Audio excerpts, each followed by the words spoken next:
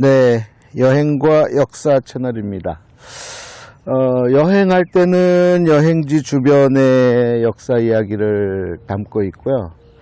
여행하지 않고 있을 때에는 집 주변에 아침 산책하면서 어떤 특정 그 테마를 갖고 이야기하고 있습니다. 일본 고대사라는 제목으로 여러 차례 영상을 올리고 있는데, 사실은 일본 고대사라기보다는 고대 시대의 한반도 남부 그리고 일본 열도 땅에서 일어났던 일들을 담아보고 있습니다.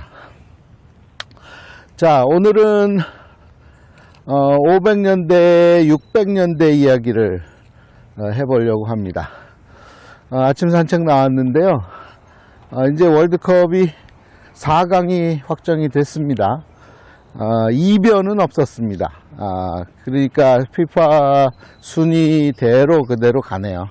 그래서 영국하고 아르헨티나가 붙을 것 같고 4강에서, 그 다음에 프랑스하고 스페인하고 붙을 것 같아요.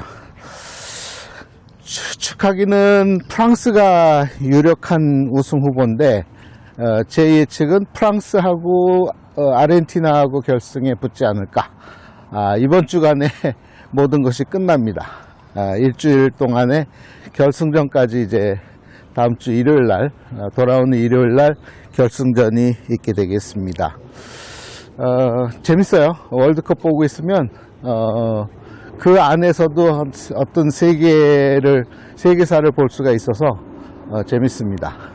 그 유럽이 뭐 거의 90% 이상은 유럽 강세는 여전하네요. 주체국가였던 나라는 다 떨어졌고, 그나마 이제 아메리카 대륙에서는 아르헨티나 하나 남았습니다. 자, 재미있는 월드컵을 구경하면서 오늘 아침에 산책을 나왔는데, 요건 가마우지인가요? 가마우지가 아닌데, 가끔씩 못 보던 새들이 와요. 여기가 이제 안압지, 저는 안압지라고 명명했는데, 왜냐하면 안과 압이 많아요. 다시 말해서 기러기하고 그 다음에 오리가 많은 지역입니다. 자, 500년대 600년대 얘기를 좀 해볼까 합니다.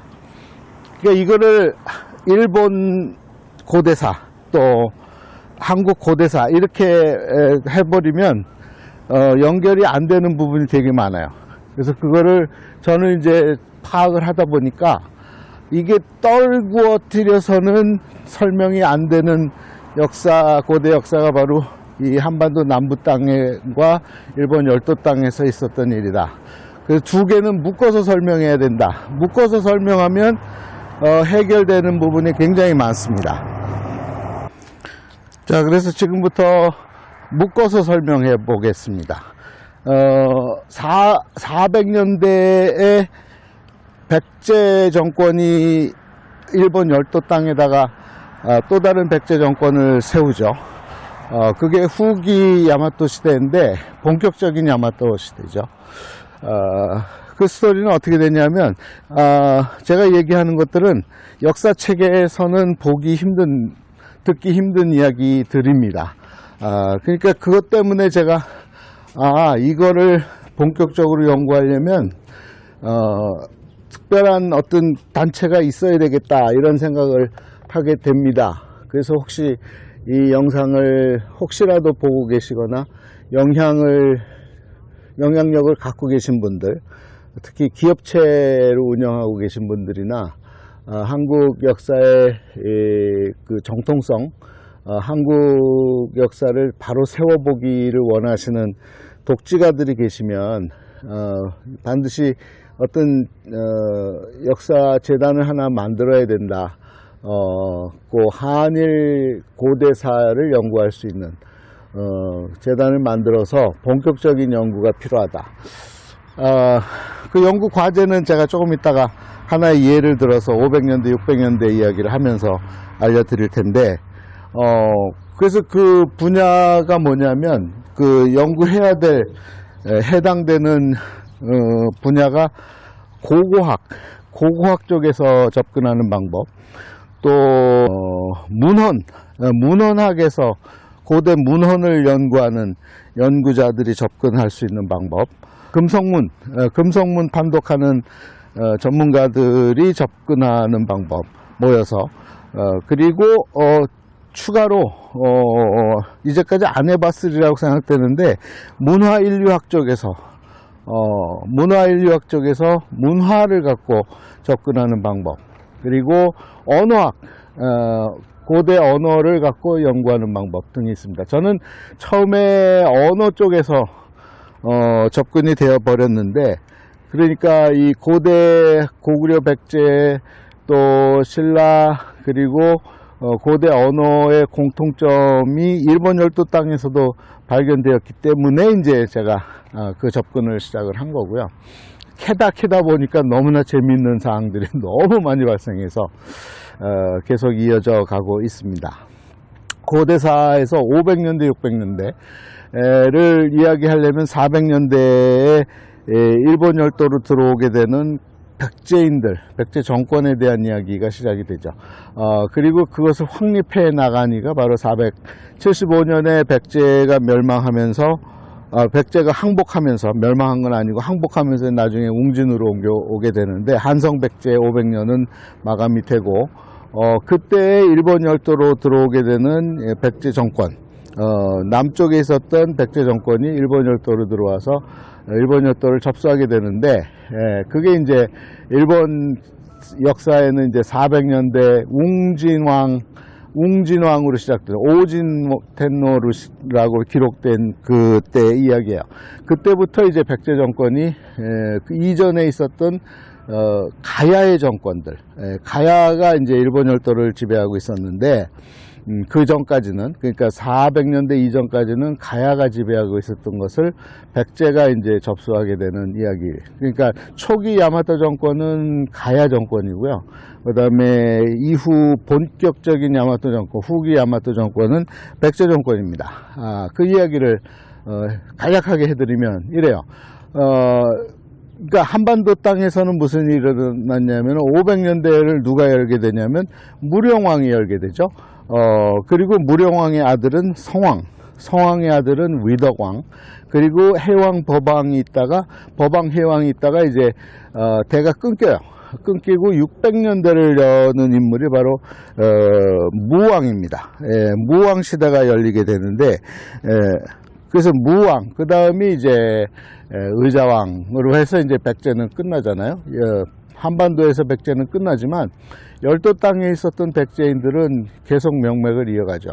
그러니까 그거를 그 시기를 대입을 하면 무령왕 시기에 일본 열도 땅에는 계체왕, 그리고 계체왕의 아들이 흠명왕, 그리고 그의 아들이 민달왕, 그리고 그의 아들이 왕위를 잇지 못하고 그 부인이 왕위가 스이코 천왕이라고 하는 추고왕, 그리고 그 민달의 아들이 아니라 손자가 누구냐면 바로 서명이에요.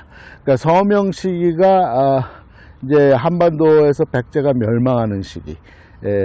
그러면서 서명왕이 죽으면서 그 다음에 이어오는 이제 천지왕, 천무왕, 이렇게 이제 주요 인물을 거론할 수가 있습니다. 이 한반도 땅에서 수수께끼들, 또 일본 열도 땅에서의 수수께끼들은 그 당시에 무슨 이야기들이 있냐면, 자,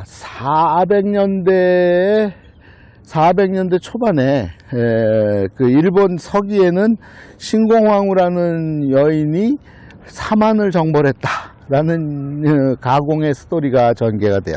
그 가공된 이야기예요. 왜냐하면 그거를 이해하기 쉽게 설명을 하려면 그 일본 서기를 만들어낸 이들의 면면을 보면 돼요. 그러니까 720년에 되어서야 일본의 정사라고 하는 역사서가 조작되어서 만들어지는데, 이 일본 서기를 작성한 이들이 누구냐? 후지와라 씨. 후지와라 가문에서 후지와라 후히토라고 하는 을사해변을 성공시킨 나가토미노 가마타리의 차남이죠. 에 의해서 이제 일본 서기가 완성이 되면서 그때 이 책들을 그 내용들을 굉장히 편집을 하고 조작을 하게 돼요. 그래서 이제 이 천무왕 쪽 40대 왕이 되는 천무왕, 다시 말해서 600년대 말 이전의 이야기들은 잘 들여다봐야 돼요. 일본 서기에 대한 이야기들.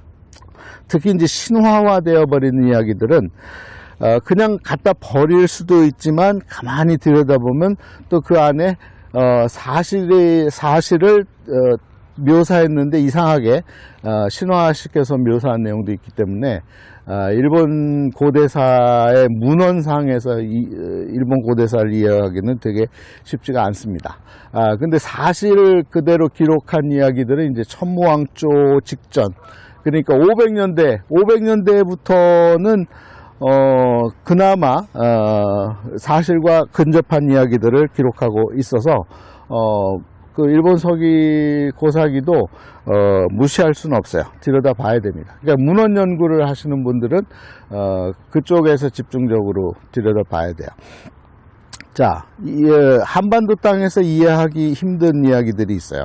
그 삼국사기나 삼국유사에 보면 자, 400년대를 지나서 이제 500년대를 열게 되는 이가 바로 무령왕이에요. 근데 무령왕 직전이 누구냐면 동성왕이에요. 동성왕 전에 문주왕이 있고, 근데 다 이제 누구에서 시발점이냐면 475년에 한성백제가 멸망하면서 다시 말해서 계로왕이 이제 고구려의 장수왕, 호태왕의 아들인 장수왕에 의해서 목배임을 당하거든요.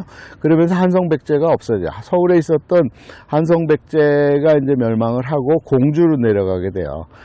그 과정에 이제 이 동성왕이 등장하는데 이 동성왕의 출자, 다시 말해서 시작 지점이 어디냐면 일본 땅이에요. 일본 땅에서 넘어가요. 그 동성왕이.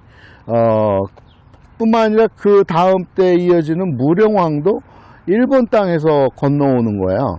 그러면 이해하기 힘들죠. 왜 일본이 왜 나라? 중국에서는 왜 나라라 그랬는데 왜 나라에서 왜 일본 열도 땅에서 한반도로 들어와서 왕이 됐느냐 이거야. 그 당시의 왜는 백제 왜입니다. 그 이전의 왜는 가야 왜이고.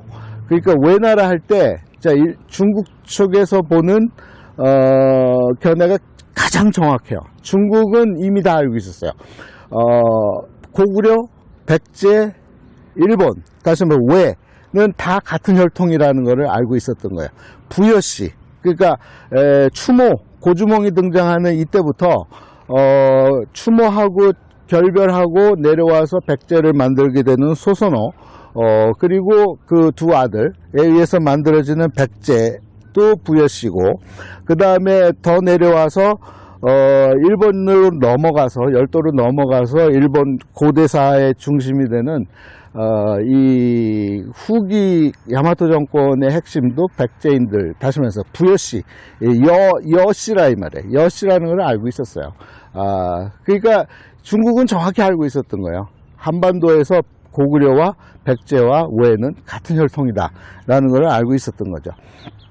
자, 그래서 한반도에서 이해 못하는 것들이, 한국인들이 한국사 고대사를 보면서 해결 못하는 이야기들, 임나인볼분이 뭐 사만정벌이니 이런 것들은 이제 이상한 이야기니까 일단 다른 편에서 다루기로 하고, 자, 무령왕도 일본 열도 땅에서 건너간 걸로 되어 있고, 그 다음에 이제 그의 아들이 성왕이 이제 관산성 보러 갔다가 거기 매복에 걸려서 죽었다 그랬잖아요. 그러면서 위덕왕이 이제 오랫동안 이제 백제를 통치하게 돼요.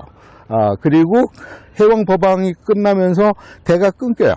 대가 끊기면서 난데없이 무왕이라고 하는 인물이 이 민간인에서 등장해요. 다시 말해서 서동이라고 하는 인물이 등장하게 되는데 그것도 미스테리. 서동의 출자가 미스테리. 연못가에서 어떤 과부가 용하고 결혼을 해서 그 나온 아들이 바로 서동, 그가 무왕이다. 이렇게 되니까 도무지 그건 이해하기가 힘든 이야기죠. 그리고 나중에 알고 봤더니 그 무왕은 선화공주와 엮여 있는데 선화공주가 본처가 아니라 본처는 바로 사씨였다. 사씨였다고 하는 이야기도 이제 역사가 증명을 해주고 있잖아요.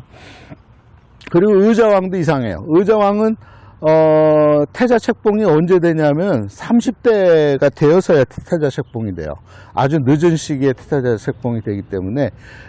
그리고 의자왕이 이제 660년에 항복을 하고 당나라로 끌려가고 그 해 겨울에 죽게 되는데 그 의자왕의 그 장례를 어떻게 시키냐면 중국에서 아주 그 왕족, 황족 그리고 장군들만 묻힐 수 있는, 왜냐하면은 그 중국의 왕실만 들어갈 수 있는 거기에 묻었다는 거, 그것도 이상하고, 그 이전에 무왕도 마찬가지예요. 무왕이 죽으니까 중국 땅에서는 그 황제가 조복을 입고 상복을 입고 애통했다라고 하는 기록도 있어요. 그것도 이상해요. 그리고 또 의자왕조에 일본 열도에 있었던 그 나카토미노 카마타리, 다시 말해서 645년에 을사해변을 성공시킨 그에게 중신겸족, 한자로 쓰면 그래요. 에게 선물을 보내는 그 이야기가 있는데 그게 바둑판하고 바둑돌 이야기. 그게 이제 일본 지금 나라 이 정창원에 보관되어 있다는 거 아니에요. 그리고 그 실물을 우리가 역사에서 보고 있다는 거 아니에요.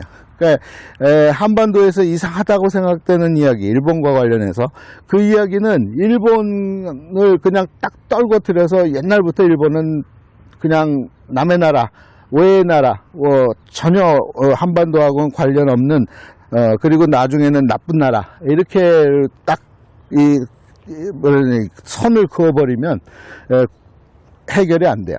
일본도 마찬가지예요. 일본 열도 땅에서 이해가 안 되는 이야기들이 굉장히 많아요.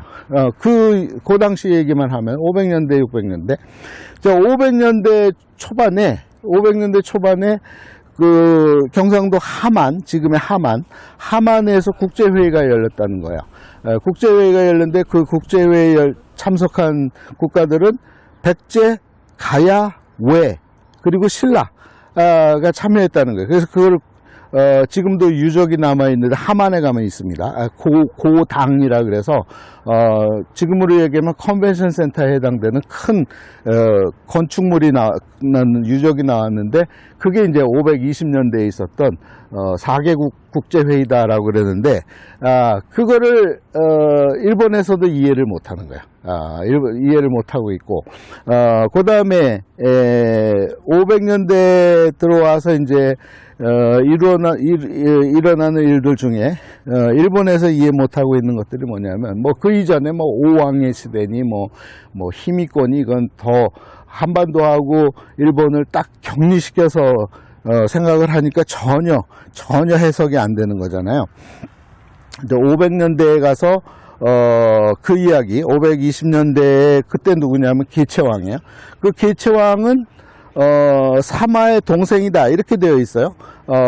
그 이야기는 저쪽 하시모토에 가면, 일본 나라현 하시모토에 가면 그 스다 하치만 진자라는 곳이 있는데 거기에 동경이 발견이 됐는데 거기에서 뭐가 나왔냐면 동경 내용의 그 테두리에 이 동경은 누가 누구에게 언제 만들어서 준 거다, 이렇게 되어 있는데 그 만들어서 준 이가 바로 사마는 무령왕이고 그 다음에 이걸 받은 이는 기체왕이다. 그러니까 둘은 뭔가의 연관성이 있는 거야.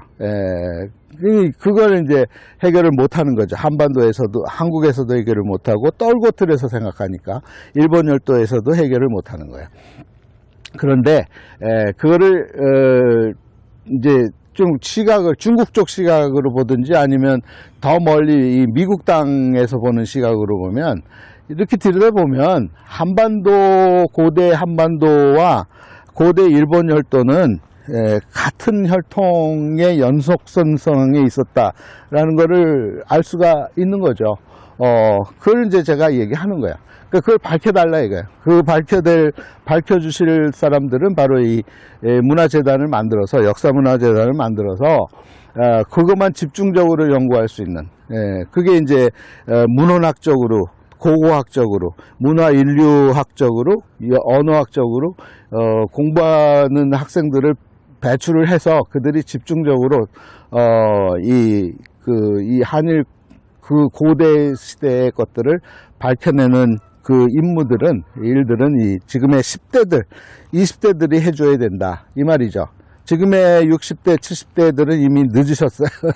늦으셨고, 이제 40대, 50대는 밥그릇 챙겨야 되니까, 그들도 믿을 수가 없고, 지금의 신세대들, NG세대들이 이 일을 해줘야 된다. 이런 생각을 하는 거죠. 자, 그래서 500년대 일본 사람들도 이해 못하는 것들이, 그런 것들이 있어요. 그리고, 일본 사람들이 더 이해 못하는 것이 있어요. 뭐냐면, 백제가 멸망할 때, 660년에 멸망을 하는데, 자국에서 수많은 병력들을 즉각 파병을 했다는 거예요. 백제를 살리기 위해서. 왜 그 짓을 했냐 이거죠. 남의 나라 땅에 왜 28,000, 3만 명 가까운 이 병력을 보내서, 일본 열도 땅에서 한반도에다가 병력을 보내서 구원을 해보려고 했다가 대패하고 오는 사건이 있어요. 그게 백총강 전투라고 하는 건데, 그거 역시도 이해가 안 되는 거죠. 그러니까 두 나라를 떨궈뜨리고 전혀 관계없는 사이다라고 생각해버리면, 이해가 안 되는 이야기들이 무지기수. 입니다. 근데 그 두를 연결시켜서 들여다보면, 다시 말해서 지금 보는 것처럼 bird's eye view 해서 이렇게 들여다보면 안 보이던 것들이 보인다 이 말이에요. 이렇게 멀리서 보면 이 점으로 보이는 것들이 하늘에서 내려서 접근해서 보면 저게 선박들이구나, 배구나, 이런 것들이 보인다는 거죠. 그런 노력이 필요하다, 이런 생각이 듭니다. 다시 500년대 600년대로 돌아와서 이야기를 하면, 간략하게 얘기하면 아까 얘기한 대로 500년대를 여는 인물은 무령왕, 백제 무령왕이고, 그의 아들은 성왕의 아들은 위덕왕, 그리고 법왕 해왕 거쳐서 이 무왕이 난데없이 600년대를 열게 되고 의자왕으로 끝나는 게 백제 이야기예요. 그리고 그때의 일본 열도 땅에는 개체왕, 그 다음에 헌명, 그 다음에 민달, 그리고 그 다음에 이제 서명, 그리고 그의 아들들에 해당되는 천지, 이렇게가 이제 끝나는 것이 600년대입니다. 자, 일본 열도 땅에 있었던 사람이 왜 한반도에 가서 백제의 왕이 되느냐 이거예요. 동성왕 얘기예요. 동성왕은 아버지는 누구냐면 바로 곤지라 이 말이에요. 곤지는 누구냐? 여곤, 부여씨라 이 말이에요. 여곤인데, 그의 형은 누구냐면 바로 475년에 이 지금의 아차산에서 목배임을 당하게 되는 바로 이 계로왕이에요. 계로왕이 죽으니까 이제 난리가 난 거예요. 그 다음에 문주도 살해를 당하고, 그래서 수도를 옮겨요. 한성에서 옹진우, 지금의 공주로 옮깁니다. 공주로 옮기면서 이제 누가 들어가냐면은 동성왕이라는 인물이 등장하는데, 그 동성왕이 누구냐면 바로 계로왕의 동생인 곤지의 아들이에요. 곤지의 아들이 들어갔는데 동성왕도 살해를 당해요. 왜 자꾸 암살을 당하냐면 이게 공립이 안 돼서 그런 거예요. 이 모든 인들이 인정할 수 있는 뭔가가 없어서 그런 거예요. 그 당시에 공립이라는 거는 누군가의 그 인증이 필요한데, 공인이 필요한데, 그 공인은 중국에서 해줬다 이 말이에요. 그 당시에는 할 수 없이 싫건 좋건 간에 중국의 공인을 받기를 원했어요. 그 중국의 공인을 받은 사람이 바로 계로왕하고 그의 동생인 곤지인데, 계로왕이 죽으니까 곤지가 그 역할을 해줘야 되잖아요. 근데 그 곤지는 어디에 있었냐면 일본 열도 땅을 지배하고 있었다 이 말이에요. 일본 열도 땅을 지배하고 있었는데 형이 죽으니까 자기 아들인 동성왕을 보내서 왕으로 세웠는데 백제로 와서 그도 암살을 당하니까 누구를 보내냐면 그 다음에 이 무령왕을 보내는 거예요. 무령왕이 이제 등장하는 거예요. 500년대를 열게 됩니다. 근데 무령은 공인된 인물이에요. 왜냐? 정통성을 인정받은 인물. 왜냐하면 그는 혈통상으로 계로왕의 아들이거든요.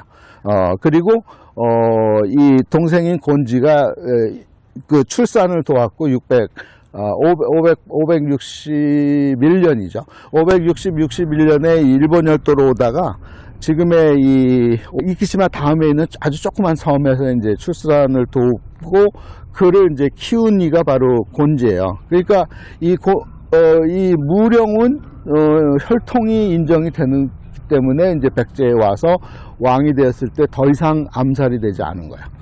그리고 이제 그 다음 때가 성명왕이거든요. 성왕이라고 하기도 하고 성명왕이라고 명이 이름이 등장해요. 왜냐하면 일본 열도의 같은 이제 후손이 누구냐면 흠명왕이거든요. 백제의 후손이에요. 다시 말해서 개체왕의 후손인 거죠. 개체왕의 후손. 그래서 이 개체왕을 할 수 없이 뭘로 보냐면은 이 곤지의 양자 입적시킨 아들로 보는 거예요. 왜냐하면 기록상에 곤지에게는 5명의 아들이 있었다고만 나오기 때문에 그 5명의 이 개체가 들어가는지 아닌지는 알 수가 없어요. 그리고 개체의 그 흔적은 출자는 어디냐면 지금의 비와호 위쪽에 있는 동편 위쪽에 있는 후쿠이현이거든요. 그렇기 때문에 곤지의 아들인가에 대해서는 사실은 의구심이 있습니다. 양자 입적시켰다고 볼 수 있는 거죠. 어쨌든 혈통을 잇기 위해서 계속 그렇게 해왔거든요. 일본 땅에서 이제 오진왕이 그 후손이 5대 이어가다가 끊겨요. 대가 끊기니까 바로 이 개체를 데려온 거거든요. 그 개체왕의 흔적을 들여다보면 가야계가 다시 등장해요. 모계 혈통에서 가야계의 흔적들을 찾을 수가 있습니다. 이 가야계는 그러니까 일본 고대사의 정권을 시작한 이들이 가야인들이고, 그리고 이후에도 무려 의자왕 때, 그러니까 일본의 서명 그 다음 때, 이 서명왕 때, 서명왕 때의 서명왕도 가야계의 그 핏줄의 흔적들이 계속 나와요. 그렇게 된 거예요. 그러니까 일본 고대사는 야마토 정권이라고 하는, 그리고 그걸 구분해서 역사책에는 이제 고분 시대, 아스카 시대라고 구분하거든요. 그걸 야마토 시대라 그래요. 그 야마토 시대의 핵심은 초기에는 가야인들, 그리고 400년대부터는 백제인들이 들어와서 정권을 쥐게 되는 것이 바로 일본 야마토 정권이에요. 그러니까 한반도에서 넘어간 사람들이 일본 열도의 고대사를 만들어냈다, 이렇게 보여지는 거죠. 그리고 그 흔적을 지워간 이들은 바로 40대 왕이 되는 천무왕. 그 천무왕은 서명의 아들이거든요. 서명의 아들인데 그때부터는 백제를 다 지워버려요. 그 중에 가장 미스테리한 게 뭐냐면, 흔적을 찾아내야 되는 게 뭐냐면, 자, 이 서명왕 민달왕 쪽, 그러니까 백제의 위덕왕, 그 다음에 해당되는 왕들이 등장하는 요 시점에 민달왕 쪽에 무슨 얘기가 나오냐면, 백제 대사와 백제 대궁을 짓기 시작했다. 그리고 그의 손자인 그 서명왕 쪽, 그러니까 639년 이전에 이 백제 대궁이 완성이 되어서 그리로 들어갔다라고 하는 이야기가 일본 기록에 나와요. 그 백제 대사와 백제 대궁이라고 하는 이름을 명명한 것도 이상하잖아요. 그렇잖아요. 일본 열도 땅에서 왜 백제 대사와 백제 대궁을 지었느냐 이거죠. 이 백제 대궁에 들어간 이가 누구냐면 서명왕이에요. 서명왕이 들어가서 거기 살았다는 이야기예요. 근데 그것을 완전히 즐기지 못했죠. 누리지 못했죠. 불과 몇 년 있다가 죽은 걸로 이제 일본 기록에는 나오는데, 저는 죽었다고 보지 않고 그가 한반도로 넘어왔다고 보는 거예요. 그러니까 일본에 있었던 백제 정권과 한반도에 있었던 백제 정권은 연결되어 있다. 동떨어진 외의 나라가 아니라 이 말이에요. 그러니까 중국에서 말하는 외의 나라 할 때 구분해서 봐야 될 게 초기 400년대 이전까지의 외의 나라의 핵심은 가야인들이었고 가야 정권이었고, 그 다음에 400년대 이후부터 660년대 백제가 멸망할 때까지는 일본 열도의 정권은 백제 정권이었다, 이렇게 보는 게 맞는 거죠. 그런데 그 내용들이 하나도 밝혀지지 않고 묻혀버린 이유는 그 다음에 등장하는 40대 천무왕이 그걸 다 지시를 했고, 그리고 그걸 아예 더 나서서 지워간 이들은 후지와라 씨에 의해서 이 일본의 역사서가 만들어질 때, 일본 서기하고 고사기가 만들어질 때 백제는 다 지워버린 거예요. 왜냐하면 이 천무왕의 모계 계열은 가야거든요. 가야로 봐야 돼요. 기비로 봐야 되거든요. 그래서 이 기비 연못가에 백제 대사와 백제 대궁이 있었어요. 지금 이 기비 연못가가 있어요. 어디가 있냐면 이제 나라에 가면 밑으로 내려가면 사쿠라이시가 있는데 거기에 기비 연못지가 있어요. 지금 농업 용수용으로 쓰는 연못인데 거기에 바로 백제 대사가 있었는데 그 백제 대사의 탑이 있었는데 구층탑이었다는 거예요. 그건 고증입니다. 고증되어 있는 이야기에 구층탑이었다. 그 당시에 일본 열도에는 구층탑은 없었어요. 최초로 세워지는 그것이 그 구층탑인데, 그 시기에 한반도에서는 무왕 시기고, 무왕은 미륵사에다가 3개의 구층탑을 짓습니다. 그것도 고증된 거예요. 그 미륵사 탑지에 가면 거기에 3개의 구층탑이 있었다라고 기록이 되어 있어요. 그러니까 한반도에 있었던 백제가 훨씬 일본 열도에 있었던 백제보다 훨씬 문화적으로는 불교 문화적으로는 앞서 있었던 거죠. 그리고 그 중심에 누가 있냐면 무왕이 있습니다. 무왕이 이것도 해결되지 않는 미스테리예요. 부여에 있었던 우리가 알고 있는 백제 정권은 한성 백제, 그리고 공주 백제, 그리고 백제 사비 부여 백제가 끝이거든요. 그런데 무왕은 익산에다가 새로운 수도를 만듭니다. 그리고 거기다가 미륵사를 집권 후기에 짓게 돼요. 그게 언제냐면 630년대예요. 630년대에 미륵사에다가 구층탑 3개를 짓고 그 탑신, 심초석, 그 탑의 그 중심 가운데 밑에 있는 거기를 뒤져보니까 뭐가 나왔냐면 거기서 명문이 나왔는데, 명판이 나왔는데 거기에 기록에 이거 누가 봉헌한 거냐 했더니 이 무왕의 부인인 사택적덕의 딸이 봉헌했다, 이렇게 된 거예요. 그래서 알게 된 거죠. 선화공주 이야기는 그러면 선화공주는 맞긴 맞지만 본처는 아니었구나. 본처는 사시구나.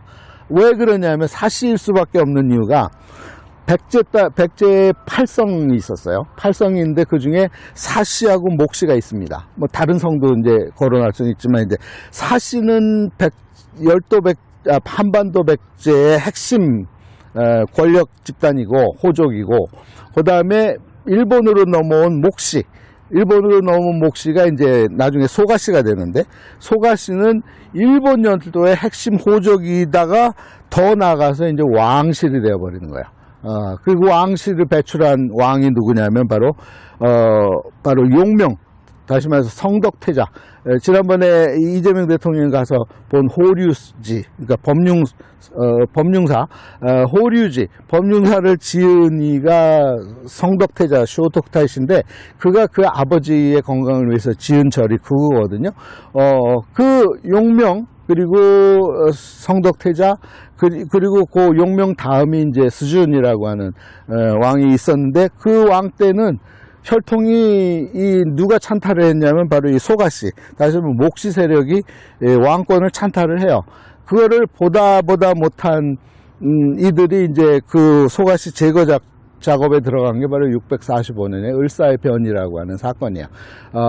그 소가씨가 권력을 쥐게 되기까지는 그 이전에 권력의 핵심이었던 호족인 모노노베씨, 다시 말해서 가야인들, 가야계 후손들이 이제 정권의 핵심인데, 백제 정권이 들어왔어도 병권은 가야인들이 쥐고 있었다 이 말이에요.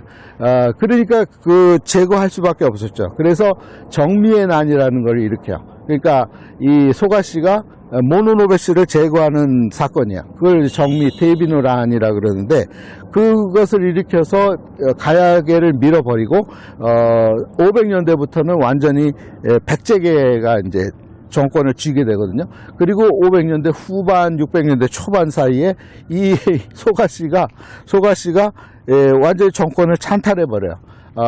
그걸 이제 또다시 이제 보다 못한 이들이 누구냐면 바로 이 나카토미노 가마타리라고 하는 인물인데, 나카토미노 가마타리 중신겸족이라고 하는 인물인데, 그가 이 나카노 오에라고 하는 나중에 이제 38대 천지왕이 되는 인물에게 접근해가지고 소가씨 제거 작전에 들어가요.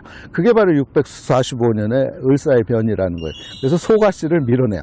그리고 이 나카토미노 가마타리가 이제 후지와라 씨가 돼요. 이제 죽기 전에 후지와라라고 하는 성씨를 하사받게 되는데, 그 후지와라 씨가 이제 똑같이 소가씨와 마찬가지로 정권을 옹립한 다음에 나중에 가서는 자기가 황실이 돼요. 그게 오래 이어져요. 굉장히 오래, 수백 년간 이어집니다. 그게 이제 일본 중세시대로 넘어오는 일본 이야기예요. 그러니까 중세사는 저는 안 하고 고대사만 하기 때문에, 그래서 다시 정리하면 일본 고대사는 한반도하고 떨궈뜨리면은 이해가 안 되는 부분이 너무 많은데, 두 개를 합쳐서 같이 들여다보면 굉장히 쉽게 이해할 수 있는 것이 일본의 고대사이면서 또한 한반도 남쪽에 있었던 백제의 역사입니다. 그리고 여기서 이제 배제되어 있는 국가가 하나 있어요. 그 신라예요. 신라와 고구려는 많이 등장하지 않아요. 왜냐하면 이 일본 열도 외의 나라는 백제에서 넘어간 왕권이 만들어 놓은 후기 야마토 정권이기 때문에, 신라나 백제는 누가 넘어오냐면 신하에 해당되는 사람들, 그 다음에 승려들이 많이 넘어와요. 그래서 이 신라의 승들이 넘어와서 일본 열도에 이 사찰을 건축하는 게 많고, 고구려도 마찬가지. 고구려도 넘어와서, 고구려의 승려들이 넘어와서 이제 사찰을 건축하는 것들이 많이 등장. 나중에는 이제 그 후손들이 일본 열도를 많이 넘어오거든요. 특히 이제 백제가 왕실이 이제 660년에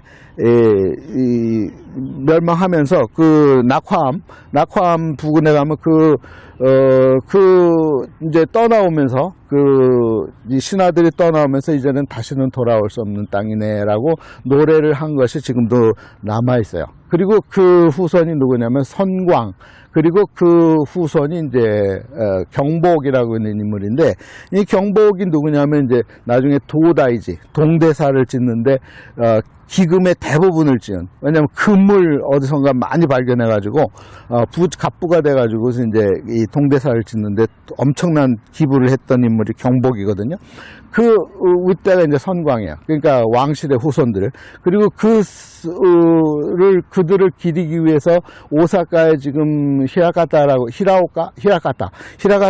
이제 백제사 터가 남아 있어요. 그리고 백제사 신사, 백제왕 신사라는 것이 있거든요. 그거는 이제 백제가 멸망한 후에 그 왕실의 후손들, 백제인들이 그쪽에서 많이 살았기 때문에 그걸 기념을 한 것이고, 그거는 이제 후대에 세워진 거니까 저는 주목하지 않고, 그 이전에 백제 대사, 백제 대궁이 630년대에 세워지게 되는데, 나라에 그 흔적이 다 사라져버린 거예요. 근데 추적을 해보니까 어디에 남아있냐면은 지금의 나라시 동남쪽에 대안사라고 하는 절이 있는데, 거기에 심초석이, 거기는 이제 줄여서 7층 탑으로 줄여서 짓게 되는데, 그 시작 지점은 바로 9층 탑이 세워졌던 백제 대사였다는 거죠. 그리고 백제 대사를 지은 이는 시작 지점에는 누가 있냐면은 민달이 있고 민달의 손자인 서명이 있거든요. 그들은 다 한반도에 있었던 무왕과 의자왕과 연결이 되는 거예요.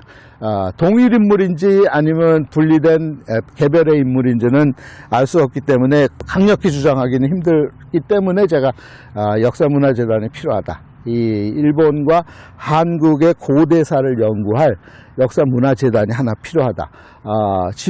그것만 집중적으로 연구할 수 있는 인력이 필요하다, 이런 생각이 들어서, 혹시 독재가 중에 기업하시는 분들 그 의지가 있으시다면 그런 걸 만들어서 후세를 양성하시기를 강력히 추천하는 거죠. 지금의 10대들 20대들 사이에서 그것을 공부할 수 있는 인력들을 배출해내야 된다. 그게 향후 500년 한반도의, 한국의, 대한민국의 역사를 책임질 그런 인물들이 되기 때문에 그들을 양성해내기를 이제 강력히 추천을 하면서 마치겠습니다.